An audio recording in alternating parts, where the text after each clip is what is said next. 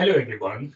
Welcome to the Scientific Sense podcast, where we explore emerging ideas from science, policy, economics, and technology. My name is Gill Eapen. We talk with world's leading academics and experts about their recent research or general areas of topical interest. Scientific Sense is an unstructured conversation with no agenda or preparation. We cover a wide variety of domains where new discoveries are made and new technologies are developed on a daily basis. We are most interested in how ideas affect society and help educate the world how to pursue a rewarding and enjoyable life rooted in science, logic, and information. We seek knowledge without boundaries and constraints and provide unedited content of conversations with researchers and leaders who love what they do. A companion blog to this podcast can be found at scientificsense.com, and this podcast is available on over a dozen platforms and directly at scientificsense.net. If you have suggestions for topics, guests, and other ideas, please send them to info@scientificsense.com, and I can be reached at gill@eapen.info. So before we start, I want to mention that I was recently introduced to a company, Magic Mind, who sent me samples of their product that boosts energy and focus. The ingredients are natural, including organic matcha green tea, lion's mane mushrooms, cordyceps, choline, ashwagandha, turmeric, and vitamin C and D. The product is well formulated and nicely packaged, a small bottle for a single dose that can be consumed in a few seconds. I found the product very useful to keep me focused, reduce stress, elevate mood, enhance cognition, and generally keep a healthy immune system. I found it particularly useful when I'm tired. There are no controlled clinical trials yet, but the company is working on it so that the consumers can have excellent scientific data. I would recommend you try it and let the company know of your feedback. They love to hear from their customers. The product again is called Magic Mind and is available in most online retail stores.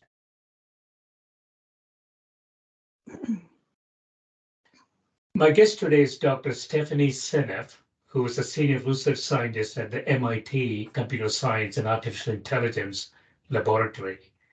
For over 3 decades, her research interests have always been at the intersection of biology and computation, developing a computational model for the human auditory system, understanding human language so as to develop algorithms and systems for human-computer interactions, as well as applying natural language processing techniques to gene predictions. Welcome, Stephanie. Thank you so much for having me. My pleasure. Yeah, thanks for doing this. So I understand what you've been doing at MIT a little bit, more than what we're going to talk about, which is a totally different topic. So yes. You got fascinated by deuterium. Yes. And before we get into the details of this, I want to set the context for the general public. So deuterium is an isotope of hydrogen, I gather. That's right. So this is a hydrogen atom with a neutron in its Exactly. nucleus. So in the literature or in scientific journals, we call it H2 or Yes. 2H. 2H. Okay. Yeah, 2H. I guess it's 2H. H2 is hydrogen gas, so it's a bit confusing. So 2H2 would be deuterium gas. 2H. And I have done some work in the nuclear industry, and I know about the heavy water Yes. concept. So water is H2O typically. Yes. So what we call heavy water is D2O. That's right. Is that the way? D2O. Okay. Exactly. Is there a kind of water that has one deuterium and one hydrogen atom with an oxygen? That certainly can happen. In fact, it probably is the main way that deuterium shows up in water because deuterium is quite rare. It's actually a natural element and it's found in seawater at 155 parts per million. So there are various deuterium atoms sitting around in the water. So you'll have DHO really as probably the most likely. Oh, wow. Okay. Way in which deuterium occurs in the water is DHO. It has one H, one D. DHO. So So when we get the water out of the faucet, what's our expectation of deuterium related water in Yeah, it'll be that? 155 pretty much. I mean, it depends where you are because it's interesting. Glacier water actually is quite depleted in deuterium compared to seawater. So water that melts off the glacier is low in deuterium. And in fact, this is how the Russians figured out that deuterium was important. It's quite interesting, the history. By the way, Russia was really a leader in understanding the role of deuterium in metabolism Hmm. and becoming aware of its importance in biology. Deuterium is really, I think it's a more important in biology than many of the rare metals, for example, like copper and zinc, and even the toxic metals like aluminum and mercury. It plays a bigger role, and the body actually works around deuterium a great deal in the way that it handles molecules, which is what's so interesting to me. As I started to pay attention to, I was puzzled by various things that were, I just get right into this a little bit here because it's interesting. Mitochondria, and it's going to be central to the mitochondria. Those are the guys that make the ATP, the energy for the cell. And the mitochondria hate deuterium.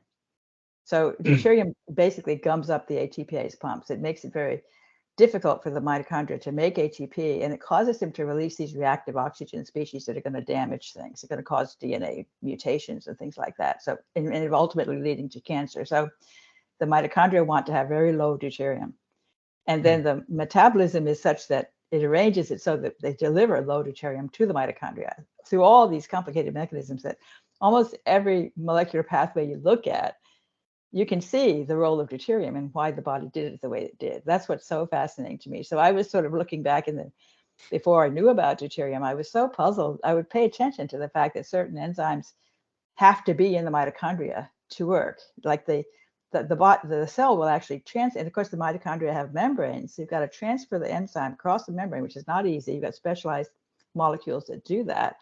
So transfer the enzyme itself, transfer the substrate, do the reaction, and then and then transfer the product out. So it was like, why does it bother to go through all these steps? I was so puzzled. Like, why can't it just do it in the cytoplasm? It's so much easier, Hmm. Why does it have to go through all the steps? And now I understand why, because all of those enzymes that are like that are able to deliver low deuterium hydrogen to the mitochondria. So it's a big dance that involves the whole machinery of the cell revolves around trying to deliver low deuterium hydrogen to the mitochondria. So it's really, really fascinating to me. And I've been able to go back and look at many different reactions or different things that go on in the gut. And all of a sudden, everything makes sense. That's what makes me so excited about deuterium. I want to get it to be a household word. It's going to be an ambitious task because most people have no clue what it is and have no clue for why they should care. So I really want to at least get scientists interested in looking into deuterium. That's kind of a major goal that I have this year. Yeah, I mean, it's really interesting for me. So metabolic diseases, I mean, we have a huge explosion of metabolic diseases, diabetes and hypertension being sort of the top two things. And, so we had a few experts on the show talking about cancer. Cancer is now considered to be a metabolic syndrome related disease.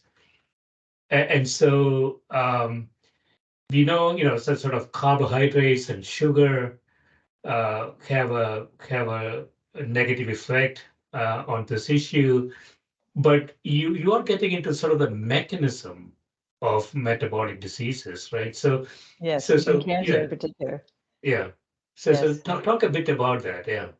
Yes, and in fact, I've been interested in cancer for a long time, and I love these pathways. I really get a kick out of all the biological pathways because they're really complicated. It's like a giant puzzle, and I love a puzzle, so it's kept me quite entertained through the years. But the cancer cells, I was aware for a long time of their peculiar properties in terms of the way they manage sugar. In fact, they love sugar. They take in tons of sugar and then they convert it to lactate. Actually, they work anaerobically. So even though they have oxygen, they don't use it to make their ATP. In many cases, they have perfectly working mitochondria, and they don't use them to make ATP. It's very, very peculiar, right? Because that's what the mitochondria is supposed to do.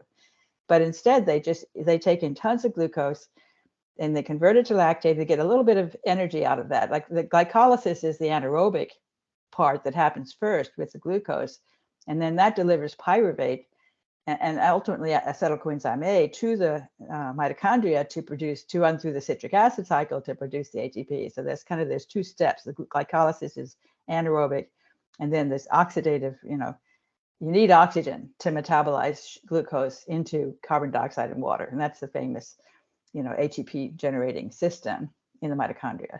So the cancer cells get most of their ATP by converting glucose to lactate, and they ship out the lactate. And that's interesting too, because the lactate is actually a low deuterium nutrient. According to the enzymes, and they have this ability to select and end up with lactate has low deuterium. And the cancer cells dump the lactate, and then the lactate circulates. The brain loves lactate. The neurons really love lactate as a fuel. In fact, the astrocytes are busy making lactate for the neurons, partly because it's low deuterium, So in a way, the cancer cells are providing a healthy nutrient to the brain and also to the liver and also to the heart. All of them like lactate, and they get preferential.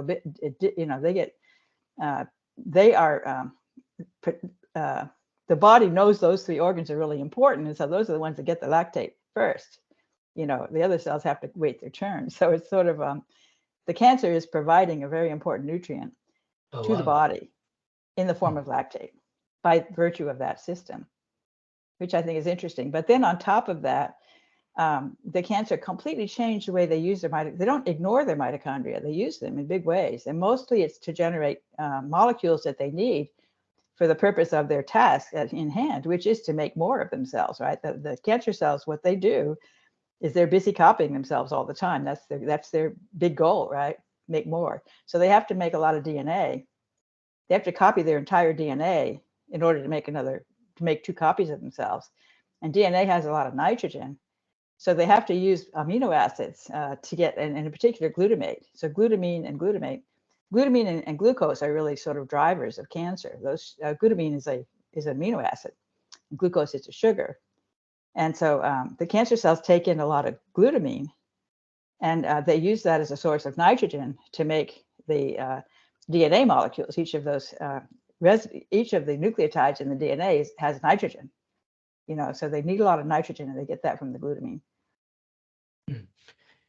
So can you think about some sort of evolutionary effect here? So if you sort of rewind time back, as biological systems were evolving, did we have an environment with less deuterium?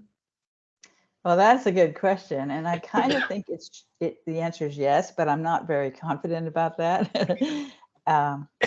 I think the bigger problem right now is that we are exposed to toxins that mess up the enzymes that manage deuterium. That's my belief. And in fact, in particular, glyphosate, which is the one I wrote the book about. And I have that book here. I can show it up. Toxic Legacy, How the Weed Killer Glyphosate is Destroying Our Health and the Environment. That's the book I published in 2021. And in that book, I argued a lot of things. I actually wanted to put deuterium into the book. I had it all pretty much done, and I was trying to trim it down because it was too long for the publisher. They wanted it to be shorter. And I said, hey, I want to add a chapter on deuterium, because at that point I was just figuring out deuterium. And of course, it would have been rushed. And anyway, they said no, because we were trying to shrink it, at the time that I wanted to. So I was kind of disappointed that I didn't get deuterium into the book, but I was aware of it at the time that I published the book. And the role that glyphosate likely plays. This is why I got so excited about deuterium. I actually became aware of deuterium as something that I knew what deuterium was. I can't remember when I first learned what deuterium was, but I didn't know that it had any role in biology. I had absolutely no idea about that until December of 2019, right before COVID hit. I happened to get contacted by Professor Laszlo Boros. He's a smart guy who's one of the leaders of among very few scientists actually in the United States he's no longer in the United States. Actually, he's back. He was trained in Hungary at the Szent Györgyi Institute, which was a very Eastern European kind of stuff. And the Eastern Europeans are really sharp on physics, I think, and Russia and Hungary, and even Ukraine. There's some excellent. A lot of the research on deuterium happens in those three places, which is interesting too. But the Americans are pretty clueless. I mean, like the doctors don't know anything about deuterium, and most of the scientists don't either. So, they don't think there's anything interesting about deuterium that needs to be known. But yet, it's to me, it's controlling. It's very controlling in the policies that go on, like glycolysis, which is this. I mentioned the glycolysis of the cancer cells, which they're very big on glycolysis, and they're taking the glucose and turning it into lactate, pyruvate, and then lactate.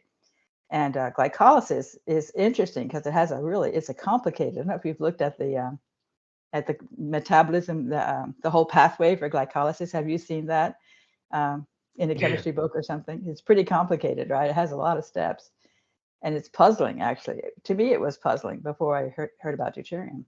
Why does it have to go through all these contortions? Can't it do something much more straightforward? It doesn't seem like it needs to do all of this, And the answer is deuterium. It's very clear. It does these extra steps for the deuterium. And in fact, I only recently figured out, this is maybe a little too technical, but let's try it because it's super interesting. Glucose is a 6-carbon sugar, right? Yeah. Fructose is 5. So we have different kinds of sugars that have however many carbons. So glucose has 6, and you can chop it up into 2 parts, 3 and 3. And each of those is a triose phosphate. It's called a triose phosphate. Well, it put a phosphate on top of it, so it's a triose phosphate. And then there's an enzyme called triose phosphate isomerase, which is a major part of glycolysis. And that enzyme is super, super interesting because all it does is the 2 triose phosphates are identical in terms of the actual atoms that they contain, but they're arranged in a slightly different way. And this enzyme, triose phosphate isomerase, converts them into each other, back and forth, back and forth. So it sits there doing that, and you're like, well, what is that achieving, right? That's really weird, wouldn't you think? And I totally understand it now because it turns out that the enzyme goes both ways, but I'm just going to call them A and B, the 2 triose phosphates, A and B. And I'm going to say A is the one that's going to go on and get chewed up in the mitochondria, making ATP. B is not going to be touched. In the end, it doesn't get metabolized. So the enzyme that continues forward with glycolysis only works on A, not B. And the isomerase is putting them back and forth, A, B, A, B. And actually at equilibrium, there's lots of B and only a little bit of A, like maybe 5% of the molecules are A. Most of them, 95%, are B. So B goes back to A rarely, but A gets grabbed off by this other enzyme. So it keeps on getting depleted. So that makes it work. And you keep pulling B back to A. Well, it turns out that system, A to B, B to A, ultimately ends up piling deuterium onto B and making A be deuterium depleted. It captures the deuterium in B, and B doesn't get metabolized.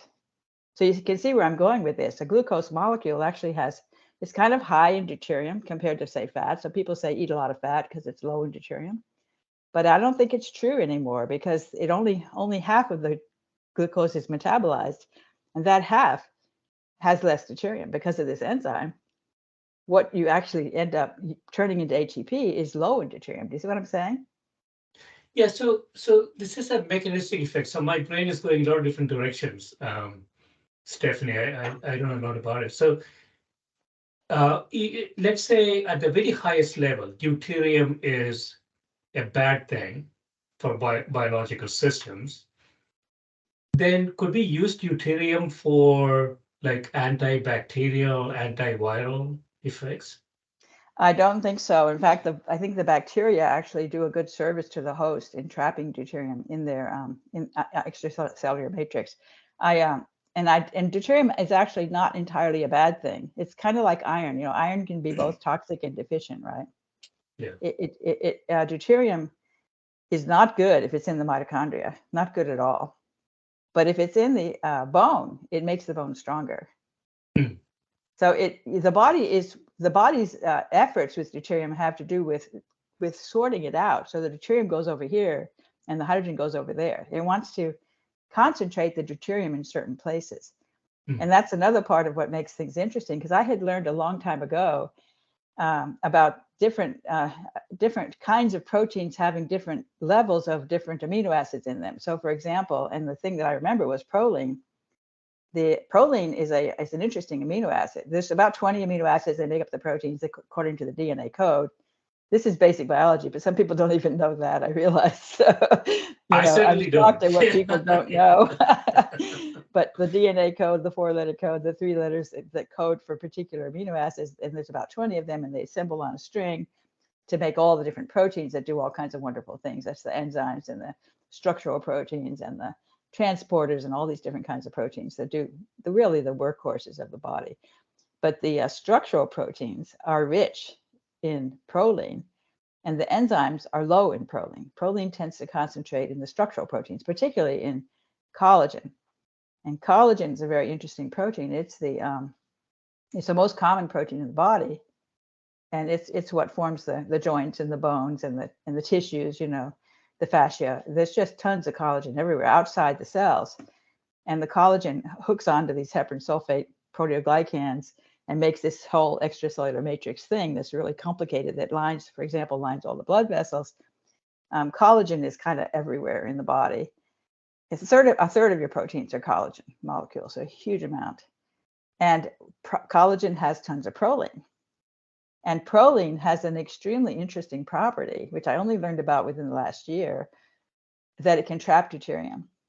Proline, when it gets a deuterium attached, it won't let go, which is so fascinating. And I learned that from a thesis that was written in 1943.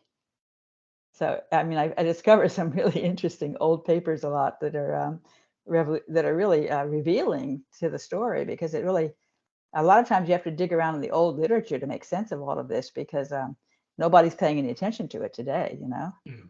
But proline is unique. This article said it's the only amino acid that has this capability of trapping deuterium. And then Laszlo Boros actually shared with me a paper on seals. And this paper was about seals having an unusual amount of deuterium Yeah, I saw that paper. in their bones, right? And so, and that's because the proline can trap the deuterium, and once it gets the deuterium, it doesn't let go. So as long as you have a way to deliver deuterium to the proline, then you can sequester the deuterium in the bones and also in the joints, everywhere outside the cell. There's no mitochondria there. You've got it well tucked away from the mitochondria so that it won't bother them, So that's a good thing. It's a good thing. Yeah. So the body's basically, it strengthens the bones. The seals need really strong bones because they go down, they dive deep and the water pressure is really high. They need those strong bones. And they get them by concentrating the deuterium. Now, I think we concentrate deuterium in our bones as well, but probably not quite as well as the seals do. Mm. But I'll bet if you looked, and I haven't found any papers on that, you'd find that bone in general is high in deuterium. And probably also the joints, tendons and things like that are probably high in deuterium. Anything that has a lot of proline probably is high in deuterium. So in some sense, the biological entities lacked the gate. It has useful properties in the bone, as you say, whereas deleterious issues in the mitochondria. So what we lack is some sort of a gate, right? I mean, well, what's the problem is that the enzymes that manage the deuterium are messed up by glyphosate. And so that's the other piece of the puzzle. And part of why I got so excited once I started looking at deuterium was because as I read about which enzymes, have this ability to select hydrogen over deuterium, there's these classes of enzymes like flavoproteins. It's a class of enzymes called flavoproteins. And they have a really unique mechanism that's called hydrogen tunneling. It's a biophysics mechanism of hydrogen tunneling that allows them to pull a hydrogen, is actually pulling a hydride ion, which is H minus, off of a ring typically, and putting it somewhere else, on some other molecule, such that it won't choose it. If that's a D instead of an H, it won't go near it. So it won't react with a substrate that has a D where there should be an H. It won't react. So it will eventually pull away all the versions of its substrate that have H, leaving the rest of it, what's behind is high in D, right? So you can actually end up with high D in some molecule because there's an enzyme that can react with it as a substrate, removing the ones that have H, leaving behind the ones that have D. And I actually think that's what happens with proline in cancer cells. Right. They love proline and they make great use of it. And they're constantly recycling their matrix. They chew up their extracellular matrix, which has a lot of proline in the collagen. they take it apart into individual amino acids, and they use the proline actually as a source of low deuterium. It's ironic because they have an enzyme that can select only the prolines that don't have deuterium, and use them to supply the protons to the matrix in place of succinate dehydrogenase. So there's a succinate dehydrogenase is an enzyme in the mitochondria that is often broken in cancer cells, mutated and not working. And so they can replace succinate dehydrogenase with proline dehydrogenase, which will deliver the hydrogens to the mitochondria instead of the succinate dehydrogenase. But the proline dehydrogenase will take away all the prolines that have hydrogen, leaving behind deuterium-rich prolines that get put back into the matrix. So this is a whole process of separating out the prolines into the good guys and the bad guys, putting the bad guys back out in the matrix, using the good guys in the mitochondria, and ending up with a concentration of deuterium in the matrix. Do you see what I'm saying? Yeah. So what can we do therapeutically given this knowledge? Cancer is an increasing issue in the US and elsewhere. Metabolic diseases are an increasing issue. So I think you talk about in the paper deuterium depleted water. Yes. So are there some This therapeutic? is deuterium depleted water. I Okay. drink it every day. So yes, So there's I some believe in that. therapeutic things that we could do with it. What Yeah, do we do? Yeah. well, that's one thing, deuterium depleted water. I have also been claiming they should eat a high-fat diet. Butter, for example, is low in deuterium. So the foods have differing amounts of deuterium. And in particular, animal-based fats tend to be low in deuterium. So this means that eating animal-based fats will lower your deuterium.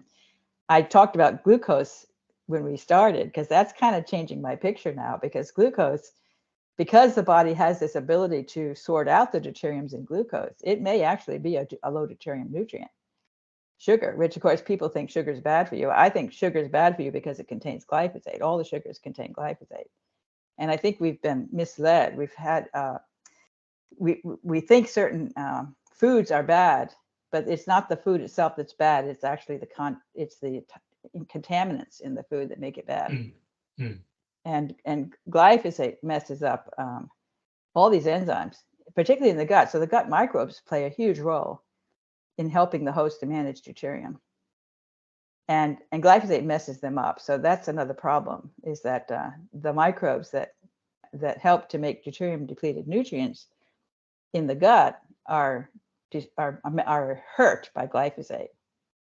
So they become depleted, and then you get gut dysbiosis, and then you don't have as many deuterium depleted nutrients as you would otherwise have. The microbes make a lot of deuterium depleted nutrients for the host if they're working properly, and glyphosate messes that up. And it's particularly the short chain fatty acids that are made, butyrate and acetate and propionate, short chain fatty acids that are produced by the microbes in the colon. And it's been shown experimentally that they get suppressed, that the microbes that make them get suppressed, and the level of them goes down with exposure to glyphosate.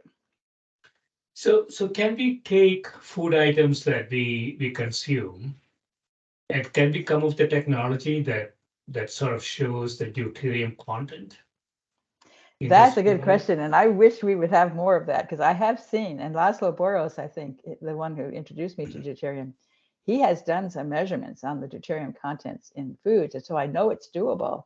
I think it's done extremely rarely, and I've only been able to get, excuse me, data on a few nutrients. So what I know is that the fats come out low, especially the animal-based fats, and organic animal-based fats are lower than, excuse me, got a little bit of a tickle in my throat.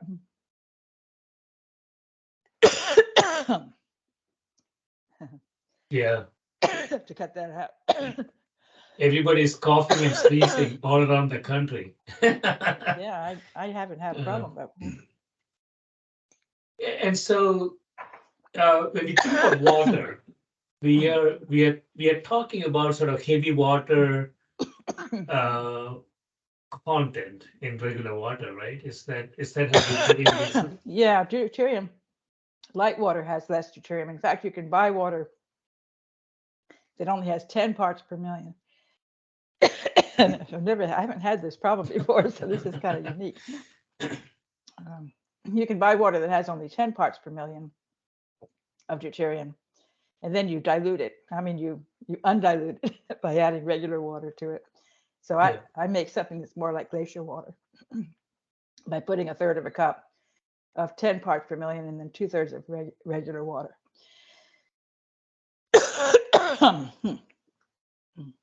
Yeah. So the cancer progression in the body, does it require deuterium? I think that when the mitochondria become broken, and this happens systemically because of too much deuterium, then cancer needs to happen in order to solve the problem. That's the way I see it. The cancer cells are helping to supply the body with low deuterium nutrients, namely lactate. They're also helping to provide sulfate. Sulfate deficiency is a major problem that leads to deuterium toxicity. And glyphosate messes up the sulfate system as well. So your body has too little sulfate in the extracellular matrix, lining the blood vessels, for example, too little sulfate. And that causes a lot of problems. And one of the problems it causes is that it can't produce, the sulfate creates gelled water. For example, lining the blood vessels, it's gelled water. It's called exclusion zone water. I don't know if you know about Jerry Pollack's work, but that's another one that I've been interested in.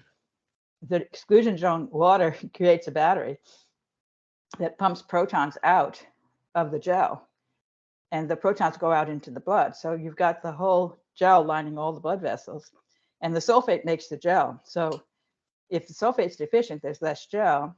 If there's less gel, the battery's not as strong.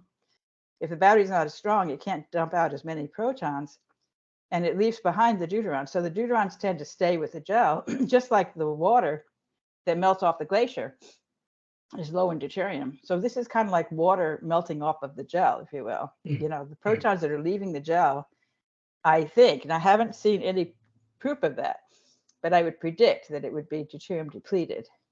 Jerry Pollack showed that the gel is negatively charged, that it creates a battery, and that it pushes the protons out.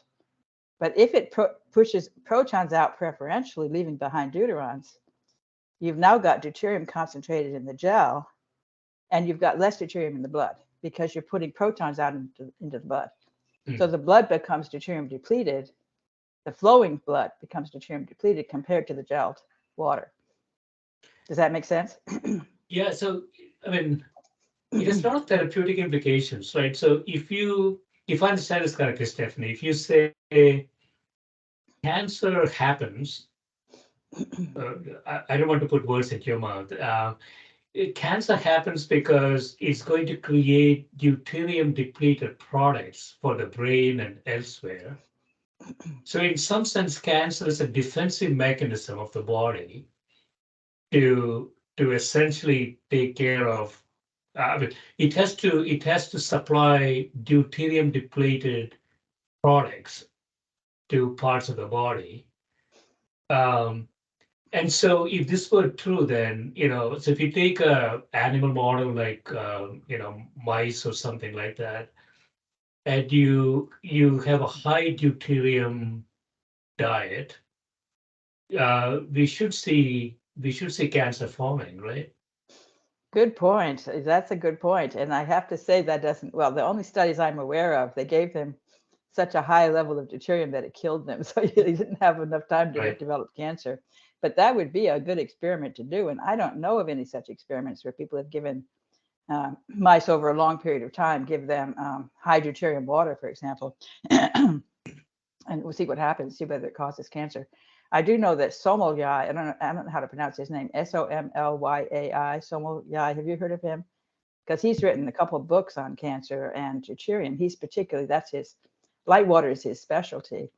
And he's been treating cancer patients with light water with really good success. I mean, he's been showing that his patients survive much longer than the average of people who have their degree of cancer, that they can survive much longer. And in some cases, I think even get their cancer cured by drinking light water. So that's one of the biggest benefits that they promote with the people who sell light water. They promote it for treating cancer. Yeah, I mean, the beauty of this is that it's so easy to do.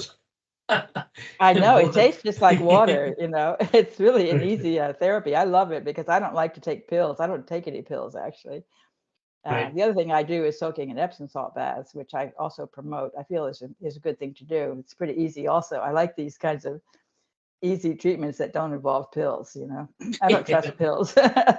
even nutraceuticals, I don't really, because and there's a good reason for that, actually. I should share that with you, because I don't know if this is true or not, but it makes a whole lot of sense to me. Most of the, you know, they sell a lot of amino acids, like you can buy glycine, you know, or N-acetylcysteine. You can buy all these different amino acids in pure form, you know, as a supplement. And methionine is a very interesting one, S-adenosine methionine. They were promoting that for a while. I can remember some time ago. And then they did some experiments and found it really wasn't that useful. You know, they weren't getting good results. And they did some studies on mice that were absolutely amazing. I don't know if it was rats or mice. I always get them mixed up, but anyway, rodents. They fed these, I'll call them mice. They fed them a diet that they gave them proteins in the, you know, amino acids as pure amino acids, chemical amino acids, instead of giving them like meat or something like that. So their diet was artificial, and they gave them certain, so they could know exactly how much they got of each of the amino acids. And they had a control group that got adequate amounts of methionine, and then a so-called treatment group that had depleted methionine. So they had a diet that had all the same amino acids except quite a bit less of methionine, not zero, but less. And they showed that the ones that got less methionine lived longer. It increased longevity. And that, I remember reading about that again before I knew about deuterium. And I was like, that's just crazy. You know, it doesn't make any sense, right? Because methionine is an essential amino acid. Our bodies can't make it. We rely on our microbes to make it for us. And, or we get it from our diet. And so why would it make them live longer without it? Because it's such an important molecule, you know. It really, it has the methyl group that is the methylation pathways. You know, it's really the source of the methyl group that goes into the methylation pathways. So it's also the first, it's where you start. All the proteins that get synthesized, they start with methionine. So it's really important for protein synthesis. And of course, it has sulfur, so it's also an important sulfur-containing amino acid. It becomes cysteine, becomes glutathione, which is a really good antioxidant. It just has a lot of important roles in the body. So the idea that it's deficient is a good thing doesn't make any sense. You know, totally blew my mind. Didn't make any sense. But the effects should be seen in all metabolic diseases. I would imagine cancer being one of them, like diabetes, another. We should see the same effects in all diseases, right? Well, so the question is, why did that experiment work? Why was it that less methionine was good? And I think there's a simple answer. It's because if they don't have it in the diet, they have this methionine that's made in the chemistry lab. But if they get the methionine the right way from the gut microbes, it has a methyl group that's extremely low in deuterium. And that methyl group is like gold, and the body really pays attention to it and passes it all around, methylates the DNA, and eventually metabolizes it off the DNA, guaranteeing to deliver low deuterium nutrients to the mitochondria. But if you've got a synthetic version of methionine, the methyl is not low in deuterium. It's just random. Yeah. So when they're forced to get their methionine from a synthetic source, not good. And I think the same is true for us. So if we're taking S-adenosine, they don't get these pure amino acids out of biology. They're not going to grow yeast or E. coli and then purify methionine out of that. No, they're going to just make it in the chemistry lab, much cheaper. But they're not going to make it deuterium depleted. So that you have to worry about these nutrients that are so vital. I suspect glycine is the same. These nutrients that are so vital to our health, you need to eat them natural versions, not synthetic versions. And they sell all these amino acids, you know, in the in the drugstores and whatnot, or the health food stores, they sell all these synthetic amino acids. I don't think it's good. So that's really something to think about. Yeah. So I was thinking evolutionarily. So a biological system figures out that water is good for it. H2O is good for it. But I can't remember, 1 in 7,000 or so, you get this toxic molecule that you have to take care of. So um, that is really how it might have happened, right? I mean, they're using water, biological systems are using water for all aspects, and 1 in 7,000 times you get a toxic molecule that looks almost like water, but not quite, right? So Right. just take care of it, yeah. Yeah. Well, so what's fascinating is how the biology has managed to figure out how to deal with deuterium in a good way to take advantage of its strengths, to make the bone stronger by putting the deuterium there, at the same time reducing the load in the mitochondria. So it's just amazing how many enzymes play a role in this. This is what I'm realizing, because that, like I said before, with all this business of moving the substrate and the enzyme into the mitochondria, do the reaction, take the products out. That's because that reaction is going to be able to deliver low deuterium protons to the mitochondria. I suspect that this is a very bold statement, every enzyme that actually works in the mitochondria in one way or another is involved with delivering low deuterium protons to the mitochondria, to the ATPase pumps. Because it's basically toxicity for the system, ultimately. Yes. And so where do you want to take this research, Stephanie? So this seems like there's a lot of therapeutic aspects to this, cancer treatment, diabetes, and others. It's quite interesting that deuterium is useful for bone formation. So it's sort of how do you direct this toxic material to the right part of the body? I don't know if there's a therapeutic intervention there. So Well, where do it's you want to take mostly, I this think, to research? make sure that you're not being poisoned by toxic chemicals like glyphosate. So this is eating certified organic food is extremely important. And also making sure your microbes are healthy, because your microbes are playing a really critical role in delivering these low deuterium nutrients to the host. I don't know. I don't think I told you about the part with hydrogen gas. Yeah. Hydrogen gas being produced by the microbes, 80% reduced in deuterium. That's fantastic. And so that hydrogen gas, and actually bifidobacteria are really good at making hydrogen gas. And they're killed by glyphosate. They're one of the weakest, they're one of the most susceptible microbes to glyphosate. And I've also heard that they're getting a reduced COVID-19. The virus actually messes them up as well. So the bifidobacteria become reduced. They need they're acid loving. Glyphosate raises the pH of the gut, and that also hurts them. They can't thrive as well in a high pH environment. But they make hydrogen gas, and that hydrogen gas, 80% of the deuterium is gone. And then other microbes make methane from the hydrogen gas. They make methane, and that methane is also very low in deuterium. And then the methane gets captured into organic matter, gets converted to methanol and then formate. Ultimately, it becomes methyl groups on the methionine. So there's a methane thiol, which is methane with just an S at one spot inserted, CH3SH, methane thiol. That gets hooked to an organic matter to make methionine. The microbes make the methionine, which is that universal methyl donor. That methyl is pure gold.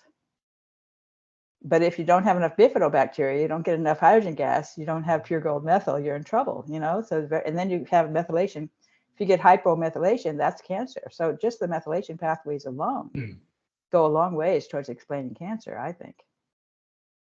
Yeah, so there's a microbiome effect here as well. Very much so. And so can we create a blood test of some sort that would sort of look at the deuterium effect on the body in some way, some holistic way? Yeah, that would be interesting to think about what that would mean, right? How would you detect Yeah, I imagine. I don't know how hard it would be, for example. Obviously, since they talk about these seals having high deuterium in their bones, Hmm. obviously they found a way to measure that. So I don't know how that's done. I don't actually have a lab and I don't do anything, hands-on. All my stuff is theory, but presumably you could measure the amount of deuterium in your bones. And that would probably be a good indicator. If you have high deuterium in your bones, it means that the system that's putting deuterium there is working well, right? Yeah. Which might mean good news. This is another problem with saliva. For example, you can measure the deuterium in your saliva. I know that's a test that the guys who promote light water, they offer that test to see if their light water is working. But that's also tricky, I think, because I think the saliva actually, salivary glands actually concentrate the deuterium and ship it out. That's a way to get it out of the body by dumping it into the saliva. But if those enzymes are broken, then you could have low deuterium in your saliva that's not actually indicative of what you've got in your body. So there's a question of whether those enzymes are working or not. So if you have high deuterium in your saliva, is that good news or bad news? I'm not sure because good news is that those enzymes are working well, but bad Right. news is that if there's a lot there, then probably there's a lot in your body as well. So I think it's really kind of hard to interpret, what it means with the amount of deuterium in your saliva. Yeah, so sort of a multifactorial diagnostic test. So you take X in, X prime goes to good stuff, X minus X prime goes to bad stuff. So you have to you have to figure out yeah the quantities that are going into the bone and elsewhere. Yeah. Yeah, I think it's tricky to know how to measure whether your deuterium system is healthy or not because of all these issues. But I would think the amount of deuterium in your bone, because that won't be an easy thing to measure because you'd have to take a sample of Right. your bone. Um, you know, uh, and I don't know about, for example, the amount of deuterium in your hair. What would that mean? Uh, Hard to say.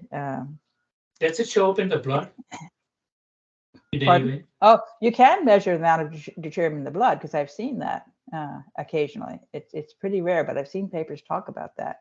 In fact, I've gotten information on deuterium in breast milk, which is low. Breast milk is low in deuterium. That makes sense, right? You're feeding the baby, um, and saliva tends to be higher in deuterium than the blood. And I haven't gotten any data on the urine. I'd love to know. I would think urine would be high in deuterium because you'd be getting Oh rid yeah. of it. And sweat too, right? Sweat and urine and salivary, any kind of tears, I would think all of those would be high in deuterium because your body's trying to reduce the amount of deuterium in the blood. Yeah, urine will be a good one because, just like when diabetes gets really bad, you can measure sugar in your urine. Right. Similarly, I would imagine, yeah. But Um, again, if it's high in your urine, is that because your enzymes that push it out are really efficient and good, healthy? right. So you'd have to Yeah, do it relative too, looking at what's in the blood, what's in the urine, what's in the bones, and you might be able to kind of figure out whether things are being separated well or not. yeah. I was thinking about osteoporosis, Stephanie. So, women after some age seem to be prone to it. And if deuterium is a good thing for the bones, I wondered if there is a therapeutic intervention somewhere. I keep thinking about something that we could do Yeah. with this Well, toxic I'll tell you material. one thing that's interesting to me is that there's an isomerase. The isomerases always, I think, have to do with the deuterium. All the isomerases. That's my suspicion. Remember, I talked about the isomerase with the A and the B, Yeah. the glucose getting cut into the two triose phosphates, and the isomerase that can put all the deuterium on one side. And there are at least two isomerases that I'm aware of that are very active in the endoplasmic reticulum in the ER, where proteins have to get their shape.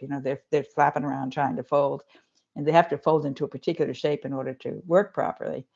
And it's a very fancy thing, and we don't quite understand how it magically happens. But one thing that I'm realizing is that the collagen plays an important role in the ER. If you think about a third of our proteins are collagens, so that's a lot of collagen getting folded in the ER. And collagen there's this enzyme that's peptidyl prolyl isomerase. And what it does is proline actually has two ways to go into the chain. It's the only amino acid that has this property, which might relate to its deuterium properties. It can switch back and forth between these two ways to hook up with this isomerase. This isomerase makes that happen much, much faster. So I picture these proline, these collagen molecules floating around in the ER and jittering, they're flipping back and forth. It makes them move. It gives them kinetic energy. I think it's a mechanism to allow them to scout for deuterium atoms and trap them. This is a wild set of theory. I haven't read anything that says this, but it makes sense to me that collagen has a role in the ER to basically scoop the deuterium out of the water and stick it on the proline molecules in order to make that to make the collagen molecule stronger, to go into the bones and be strong, and also to get rid of the deuterium in the ER, so that the other proteins have less, And then there's another isomerase that does the same thing with something similar with cysteines. It's a see, what's it called? It's a protein disulfide isomerase, and that one takes the cysteines and hooks them together. They have SH, so they go SS, and then they come apart 2SH, SS, 2SH. All the cysteines are kind of hooking together different ways in the chain, again causing movement, but also that also has the mechanism of delivering low deuterium. That one turns out to be the opposite. It's delivering low deuterium ultimately to the mitochondria through that process. So these two isomerases are busy working in the ER. One of them is trapping deuterium, and the other one's making sure that it's delivering low deuterium water to the mitochondria. So it's really pretty cool. But the isomerase, there's one of those isomerases that works with the collagen is called PIN1. I've been very fascinated by PIN1. I've been reading a lot of papers on it. It's really, really interesting. But PIN1 deficiency, one of the symptoms of these PIN1 null mice, they have these mice that are PIN1 knockout mice. They don't have PIN1, and they have very fragile bones. So in other words, PIN1 is important somehow in the collagen to make the bones healthy. And part of that might be just the deuterium. So I don't know, but Yeah. So finally, Stephanie, so how did a computer scientist, artificial intelligence researcher from MIT got into this area? And how did you start doing this research? Yeah, it's kind of, I feel very fortunate that I was able to kind of switch my career. I've been doing biology now for probably 15 years. Pure I have a touch of computer science in there, but it's mostly biology. And before that, I was writing code to precursors to Amazon Echo and Siri, sort of conversational interfaces with computers. So something very, very different. And actually, around 2007 timeframe, I was getting worried because my field was becoming commoditized, and I didn't think I was going to have a role to play. Because I couldn't keep on, I was building systems that were now being built by huge numbers of people in companies to make things like Siri. And as an academic, you can't compete anymore. You just don't have enough resources. Yeah. So I was actually and of course I was getting older, so it's harder to program too. As you get older, you sort of have a harder time remembering how to write the code. So I was kind of looking for something else to do, to be honest with you, in order to be able to keep on going. And at the same time, I was watching the autism rates go up, and I was really worried about that. So I wanted to figure out, I thought, well, let me just take a look and see if I can figure out what's causing the autism epidemic. That was really where I started. And I have the answer. I'm quite confident that I'm right, that glyphosate is a major player. I think the most important player in the autism epidemic. I'm quite convinced that I'm right about that. And I'm still learning about the biology behind that, but it is so clear. And I have a lot of details about exactly how that's happening. But anyway, where was I going? So anyway, that's the story. I have an undergraduate degree in biology, and I love biology, and I never left biology. I enjoyed in my spare time reading books on biology. So I kept up with it throughout my career, as my work was not really connected to biology, but I was still interested in it forever, like my whole life. Yeah, I'm fond of saying, Stephanie, that all diseases started 10,000 years ago, when humans settled down and started agriculture. That's a very good point. I think you're probably right. We need to get out in the hunt, right? We got to go hunt rabbits. So now we have so many different diseases that we can't even keep count of. But the mechanisms that you talk about, I mean, what is really interesting for deuterium for me is it's sort of a fundamental mechanism, you argue, that is causing variety of diseases. Um, and typically we don't get to that level of detail, right? So uh, drugs, how the drugs cure or not cure, no drugs cure anything, alleviate symptoms is more superficial in many ways, right? So I think this type of research, I think, could have significant impact on these. I mean, these diseases are accelerating. I mean, cancer, as you say in your paper, is going to be more than heart disease in the US. Um, Diabetes, almost half the country are Yeah, and pre-diabetic that or diabetic. Yeah, diabetes is going up in prevalence exactly in step with the rise in glyphosate usage on core crops, and so is autism. So is Alzheimer's disease. I mean, there's a whole bunch. yeah, Obesity. yeah. And people say correlation doesn't mean causation. I think glyphosate is causal in all of those. There's And it has something to do with fundamental. the root Yeah, problem of messing up deuterium. I think that's the basis of it. So this is what makes me so excited. We really want people to, researchers to get interested in deuterium and to understand the importance of it. And yeah. then the consequences that you can then deduce from that based on how deuterium is affected by these chemicals like glyphosate. The story is very clear in my mind. Excellent. Yeah, thanks for coming on the show. Really And I enjoyed it. apologize for probably way too much science, but No, no, no. Excellent. yeah. Yeah, thanks again. Okay, Thank you. thank you. Bye-bye.